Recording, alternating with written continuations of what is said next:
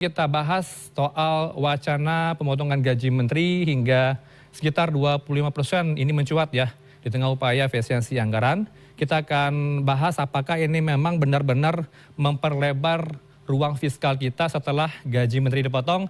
Kita tanyakan ke para narasumber sudah bergabung melalui sambungan daring ya di luar studio ada Kartika Estu, tenaga ahli KSP Kedeputian 2 dan juga Badiul Hadi, peneliti Forum Indonesia untuk Transparansi Anggaran Fitra. Selamat sore Bapak Ibu.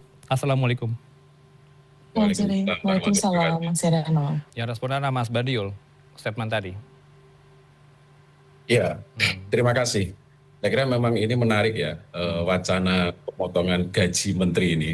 Memang kalau kita lihat ini sangat populis ya, sangat luar biasa kalau kita bicara soal gaji ini sebagai sebuah simbol tadi dikatakan Mbak Kartika sebagai sebuah simbol keperpihakan, kira-kira kan begitu ya. Tetapi kalau kita lihat secara lebih dalam terkait tata kelola fiskal kita, kebijakan fiskal kita tadi yang disampaikan di depan tadi itu memang akan sangat banyak hal yang perlu dilihat kan kayak gitu. Kalau gaji sendiri itu kan memang kecil. Plus tunjangan itu kan relatif kecil, tetapi kan kecuali itu misalnya tadi ada pengurangan di dana operasional menteri yang relatif besar kan kayak gitu kan. Saya kira itu juga komponen yang sangat menarik ketika kita bicara tentang tentang pemotongan ini tadi. Jadi tidak hanya gaji, kalau gaji pokok 5 juta dipotong 100% pun itu tidak akan berdampak signifikan di dalam APBN kita kan kayak gitu. Tetapi kalau kemudian misalnya skemanya itu kan pilihannya begini, apakah hanya gaji pokok plus tunjangan, atau gaji pokok plus tunjangan plus DOM, dana operasional menteri, misalnya kayak gitu kan. Nah itu pilihan-pilihan yang bisa diambil oleh pemerintah. Baik, respon Anda Mas Fitra dari Mas Badiul dari statement tadi, dari Fitra bagaimana?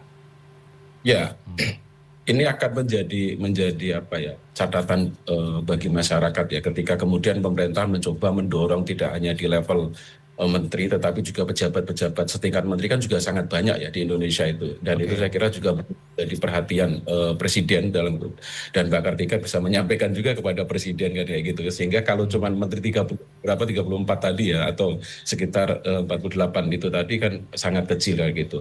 Nah menarik juga memang ketika kita mendorong kebijakan ini juga masuk ke Senayan kan kayak gitu ya, terutama karena Senayan ini juga biaya operasionalnya juga sangat tinggi ya, termasuk tadi disebut reses, dan kalau gajinya mungkin hampir sama lah ya, sekitar 5-6 juta gaji pokoknya, tetapi tunjangan terus kemudian penghasilan yang lain yang diatur dalam mekanisme peraturan yang sah itu kan juga sangat banyak, termasuk reses, terus tunjangan perumahan yang dulu kita sempat ramai juga kan kayak gitu ya. Itu saya kira juga menjadi pertimbangan pemerintah untuk didorong ke depannya memperkuat efisiensi itu.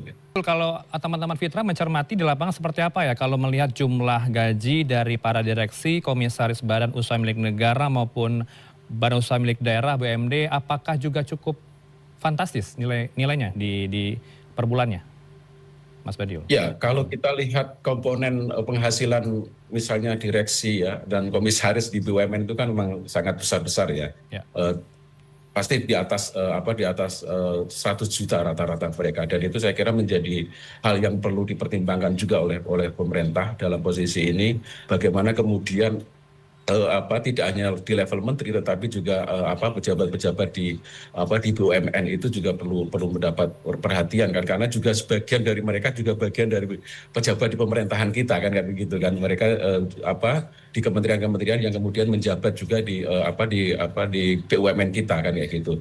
Nah terkait menarik tadi wacana apakah saya kira kalau kemudian ke level kepala daerah ya kayaknya tuh agak berat ya, pasti akan menimbulkan resistensi yang sangat luar biasa ini di daerah ya, dan kayaknya presiden nggak akan ngambil sampai se ekstrim itu kalau saya lihat ya, karena ini pasti resistensinya sangat tinggi dan penolakannya juga sangat tinggi. Kemarin aja ketika TKD dipotong aja kan sudah pergolakannya sudah luar biasa kan kayak gitu, apalagi penghasilan mau dipotong pasti gejolaknya juga sangat luar biasa pastinya ya, penolakannya juga pasti akan sangat Oke. tinggi kan. Tapi kalau kita bandingkan dari kabinet-kabinet sebelumnya, kalau melihat postur kabinet Pak Prabowo ini kan sangat gemuk begitu ya, sangat membebani anggaran negara nih, sejumlah kalangan berpendapat seperti itu, banyak fungsi kementerian dan lembaga yang tidak berjalan efektif, bahkan saling tumpang tindih. Respon Anda? Ya, dari awal kan kita sebenarnya sudah menyampaikan berkali-kali kepada pemerintah ya agar mengkaji betul penambahan kementerian dan lembaga ya. Karena ini pasti akan menjadi beban baru bagi APBN. Pemecahan-pemecahan kementerian misalnya atau lembaga itu kan juga berdampak pada postur APBN kita kan kayak gitu.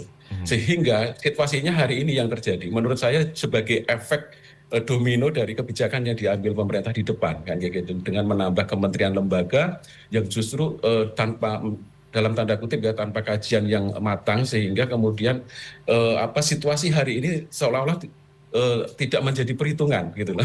Sehingga ketika menghadapi situasi yang seperti saat ini, ketika misalnya harga BBM naik terus kemudian harga minyak naik, itu kemudian pemerintah seolah-olah bingung mau dari mana lagi kan kayak gitu. Kalau kemudian hanya simbolis tadi, itu saya kira tidak akan berdampak signifikan juga kan kayak gitu. Terakhir ke Mas Badiul, sekaligus closing statement Anda, apakah program prioritas lainnya juga akan menjadi perhatian pemerintah, MBG, Koperasi Desa Merah Putih, termasuk program ketahanan pangan ini akan menjadi komponen yang bisa diefisiensikan?